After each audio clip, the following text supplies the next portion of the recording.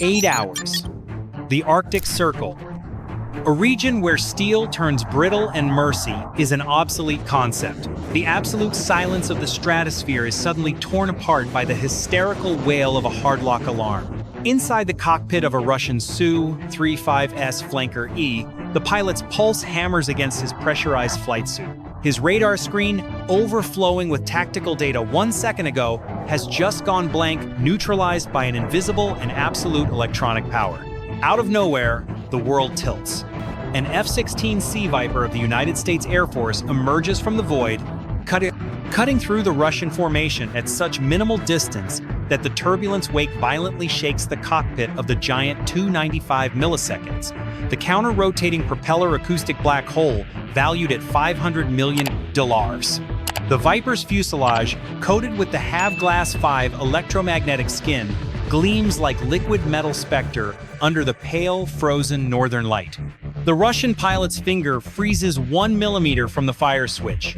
A single click, a fraction of a second of doubt or aggression, and the world order would disintegrate into thermonuclear conflagration. As his chest tightens under 9G pressure and peripheral vision fades into a tunnel of gray shadows, reality strikes with the force of a kinetic missile. They are not on a sovereignty mission. They are trapped in the most sophisticated predator and prey game ever executed above the 66th parallel. In this ice desert, the Russians have just understood the technical truth. They are not the hunters. They are the target of a perfectly choreographed electronic execution by the Pentagon. The roar of the Viper's F110GE129 engines is not just noise, it is a declaration of total dominance in a theater where the slightest error is paid with extinction. What you just witnessed was not a navigation error or a simple display of aerial testosterone. It was an intelligence harvesting operation of a magnitude that would pale the deepest archives of the Cold War. What the world saw as a routine interception in Alaska's Air Defense Identification Zone, ADIZ, was in reality a surgical deployment of information superiority that redefines the very concept of national sovereignty. Moscow did not send its strategic bombers and fifth-generation escort fighters simply to test NORAD's response times. The Kremlin cast a digital lure, a trap designed to rip out the most jealously guarded secrets of the American defense complex. But here is where the official narrative fractures. While civilian radars detected unusual activity, in the underground bunkers of Elmendorf-Richardson, NSA and USAF analysts were smiling at their monitors. Russia believed it was besieging a fortress. It did not realize it was voluntarily entering an electronic echo chamber designed to dissect it. If you think this ended with a simple withdrawal of aircraft, you are deeply mistaken. The real twist of this story occurs where physics meets pure deception. You will regret not knowing the tactical outcome of this encounter, because in the next paragraphs, we will break down how a U.S. Navy destroyer and a handful of passive sensors humiliated the crown jewel of Russian aviation without firing a single kinetic projectile. The truth is hidden in the frequency hops and encryption algorithms that Russia attempted to steal and ended up delivering on a silver platter. Prepare to understand why, in modern warfare, the one who shouts loudest is always the first to be silenced. Moscow's strategic calculus is a blend of geopolitical desperation and tactical arrogance. As northern sea routes begin to thaw due to climate change, the Kremlin not only glimpses new natural resources, it detects a critical vulnerability in NATO's perimeter defense system. Alaska was not chosen as the stage by chance or geographic proximity, but to execute a high-intensity wave-scanning operation. Russia's ultimate objective is not to locate the coordinates of fixed bases data they already possess via reconnaissance satellites. What they truly seek is to force the United States to reveal its deepest electronic warfare (EW) capabilities. In the language of signals intelligence, SIGINT, this is known as provoking the awakening of the giant. Russia needed to know the secrets that only activate when the risk of conflict is imminent, the frequency hopping patterns and passive radar stations that remain in absolute silence during peacetime to avoid detection. To strip the US of this electronic armor, the Kremlin orchestrated a high-fidelity humanitarian drama. The strategy is cynical. Exploit international aeronautical law as a master key. Moscow bet that American goodwill and air safety protocols would compel NORAD to activate its long-range guidance radars and rescue coordination centers. The moment a U.S. communication station transmitted a single coordination signal, the onboard intelligence network of the Tu-95 Bear would instantly capture the secret frequency bands and encryption algorithms the Pentagon reserves exclusively for national emergency situations. Russia did not need to know where the command center was. It needed the United States to raise its voice so it could record the echo. 5 hours. The lead-gray Arctic sky is torn by the crackle of static on the international emergency frequency. In the headsets of NORAD operators, a voice charged with calculated panic erupts with electric urgency. Mayday, Mayday. This is Flight 404. Reporting fire on engine number 3. Total electrical system failure. No navigation. Requesting immediate emergency assistance. It is the voice of the 295 milliseconds pilot. Russia has just placed its most dangerous card on the table, the humanitarian Trojan horse. By exploiting international aviation law, Moscow has created a lose-lose trap for the Pentagon. The Kremlin's plan has cynical clarity. If the United States takes the bait and lights up its powerful search radars, the Su-35S Flanker-Es escorts will have the perfect legal pretext to approach the Alaska coast under cover of emergency aircraft escort. Inside the fortified command center at Cheyenne Mountain, the atmosphere is colder than the permafrost outside. American commanders face a moral and tactical dilemma of catastrophic proportions. Option A: activate rescue protocols, power up long-range guidance radars, and coordination communications.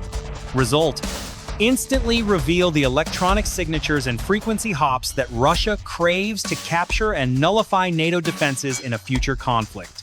Option B: maintain silence and risk a nuclear bomber crashing near sovereign territory, triggering an environmental disaster and a diplomatic incident Moscow would use to paint the U.S. as a ruthless, inhumane actor. If we fire, it's a nuclear disaster. If we don't, we lose control of the Arctic skies. Under this suffocating pressure, the MIM-104 Patriot missile batteries along the coast hesitate. Operators have their fingers on the switch, but the free fire order does not come.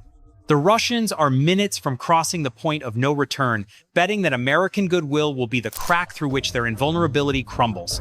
The fog of war is thick, and for a moment, the giant appears vulnerable. Let us take a tactical pause in this escalating tension. The Kremlin has cast its most sophisticated bait, betting that Western ethics will be its Achilles heel. But do you really believe this Russian deception tactic could have forced the defeat of the U.S. Navy, or are we about to watch the hunter become the ultimate prey? If you believe American technology remains decades ahead of any provocation, comment "total dominance" right now. We want your opinion. Is this the end of the era of heavy bombers versus algorithm warfare? Your engagement fuels our analysis network.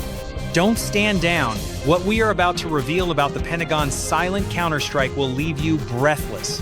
8-10 hours.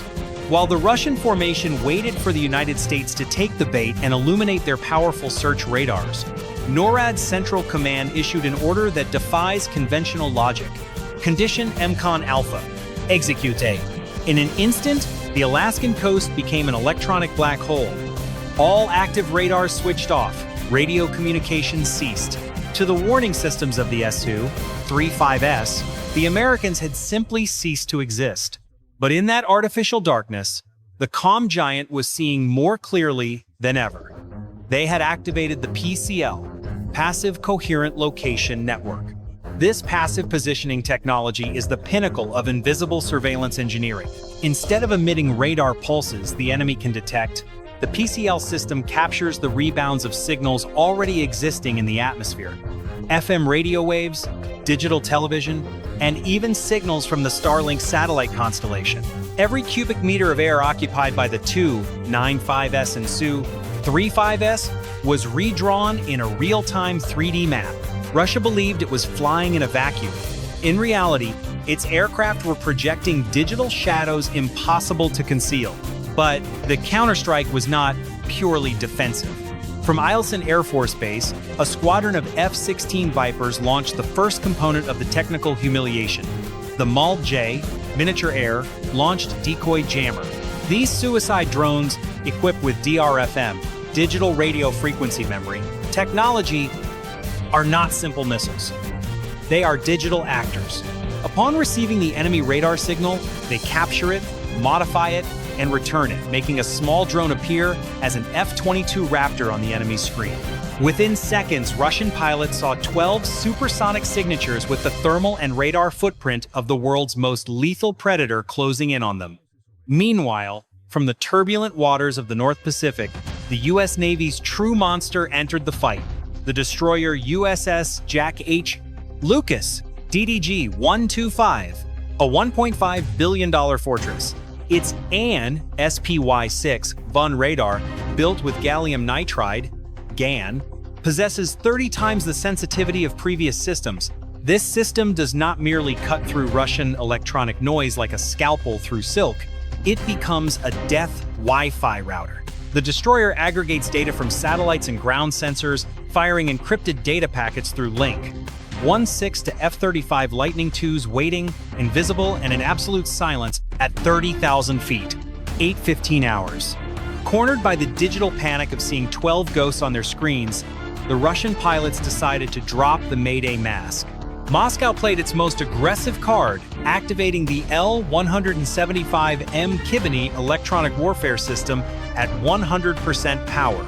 Two Su-35Ss broke formation, lit their afterburners, and screamed to Mach 1.6 inches a pincer move, while their jamming pods flooded the spectrum with massive white noise. The Russian commander sought what he called invisibility through noise, but he committed a fatal high school physics error. Russia believed the Khibiny was a cloak of invisibility. To the eyes of American recognition systems, they had become two blinding beacons in the darkest night. The United States immediately activated the TDOA, Time Difference of Arrival Protocol. The principle is devastatingly simple. When the Su-35 emits jamming signals, they reach multiple NATO receiver stations at slightly different moments. Even if the difference is only 1 nanosecond, 1/1000th of a second, the supercomputing power of Cheyenne Mountain can calculate the source location through inverse triangulation. Exactly 30 seconds after switching on their jammers, Russia had voluntarily transmitted its coordinates with millimeter precision. They were not blinding the enemy, they were shouting their exact location to the entire world. That is when the sky split open. At 50,000 feet, where the air is so thin the sky turns deep violet, the true kings of aerial combat began their descent. Two F-22 Raptors, leveraging massive kinetic energy, dove at Mach 1.5 toward the blind spot of the Russian formation. There were no missiles, there was something far more insulting: a thump. The F-22 executed a supersonic pass at mere meters from the lead Su-35. The compressed shockwaves struck the Russian cockpit like an invisible hammer of solid air. The Russian aircraft shook violently. Collision warning systems screamed. When the Russian pilot looked up, his heart lurched. Beside him, in a razor-edge knife-edge maneuver at 90 degrees, the silver Raptor revealed its belly.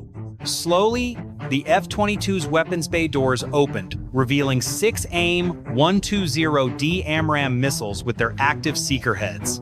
The message was clearer than any radio transmission. I have been here all along. I could have erased you from the map before you even knew I existed. In a final act of desperation, the Russian pilots activated thrust vectoring to execute the famous Pugachev's Cobra, attempting to position behind the Raptor. It was a circus performance in a war zone. By executing the maneuver, the Su-35 shed all its energy and hung suspended vulnerable, like a duck flapping in the void. The American pilots, through Link 1-6, simply drew wide circles, maintaining their energy and watching the futile dance. The United States did not win through maneuverability, it won through processing speed. They knew what the Russian was going to do 2 seconds before the Russian pilot even touched the stick. 9:20 hours. The scene at the edge of sovereign airspace is not a combat, it is an escort of public humiliation. The F-22 Raptors, having demonstrated that death was an avoidable option only by the grace of American command, pull back. The weapons bays close with a metallic snap that resonates through Russian telemetry as a deferred sentence. Under the steel gaze of the Raptors and the invisible stalking of the F-35S, the Russian formation is forced to descend and turn. The Kremlin's supersonic muscle display ends in a slow, heavy, escorted flight out of Alaska's ADIZ. 11:30 hours. The true defeat, however, did not occur in the air, but in the hangars of the Russian base in the Far East. As technicians extracted mission data from the Su-35Ss, a terrifying truth emerged from the records. Their technological pride, the Khibiny system, had concealed nothing. The sensors of the USS Jack H, Lucas, and the E-3 Sentry aircraft were not blinded. On the contrary, they recorded every waveform, every frequency hop, and every modulation algorithm of the Russian system. In their attempt to shout the enemy deaf, Russia handed NATO intelligence the complete digital fingerprint of its finest electronic warfare weapon. This encounter is the definitive reminder of 21st century warfare reality. War is no longer a contest of who flies faster or turns more agilely. It is a war of algorithms, multi-domain integration, and information management. In the modern theater of operations, the one who makes the most noise is, by definition, the weakest. The United States won this battle without burning a gram of gunpowder, simply by listening while the adversary tried to shout.